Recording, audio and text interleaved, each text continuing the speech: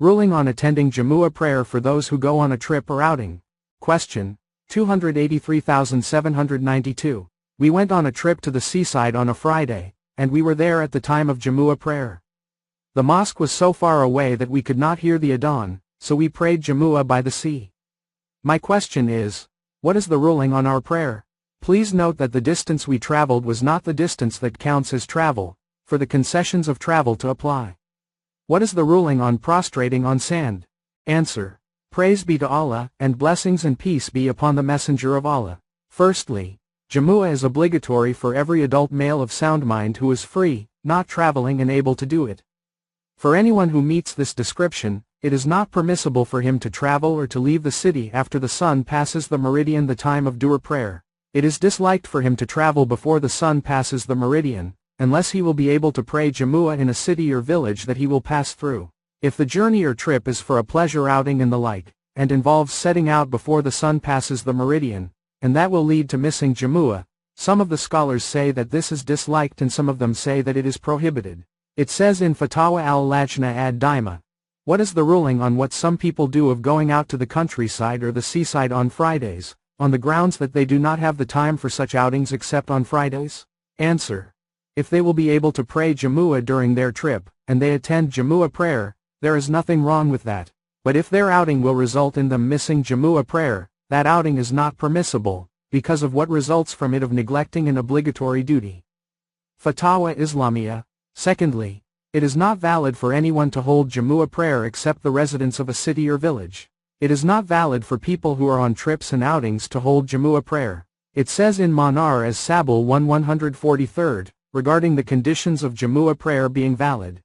It must be held in a town or village, even if it is built of reeds. As for those who dwell in tents, nomads, there is no Jumu'ah for them, because the tents are not set up in a place where people want to settle. There were Arab tribes around Medina, but the Prophet, blessings and peace of Allah be upon him, did not instruct them to hold Jumu'ah prayer. End quote. As you do not come under the heading of travelers, who may avail themselves of concessions, Jumu'ah prayer remains obligatory for you. If there is a city or village nearby where Jumu'ah prayer is done and you can hear the call to prayer, you must attend the prayer with them. If there is no such place, then you must pray Zuhr, and it is not valid for you to do Jumu'ah. Sheikh Ibn Uthaymin, may Allah have mercy on him, was asked. Some young people went out on a trip to a place far away, and they halted in a place that was far from the city, but they could still hear the adhan because of the loudspeakers. Are they obliged to attend Jumu and prayers in congregation with the people of that town? He replied, they are not obliged to do that, meaning that if they were far enough from the town that they would not hear the voice of the mueddin were it not for the loudspeakers, they are not obliged to attend. But if they are close enough to the town that if the mueddins were to give the call to prayer without loudspeakers, they would hear the adhan, then they are obliged to attend. Lika, al-Bab al-Mafta. See also the answer to question number 39054. Based on that, you must repeat Zuhr prayer, because your Jumu prayer was not valid. Thirdly, there is nothing wrong with prostrating on sand if it is solid enough for the worshipper to rest his forehead on it, if the sand under his forehead is pressed and his head settles on it when prostrating on it. Ahmad 2604 narrated that Ibn Abbas said, a man asked the Prophet, blessings and peace of Allah be upon him, about something having to do with the prayer.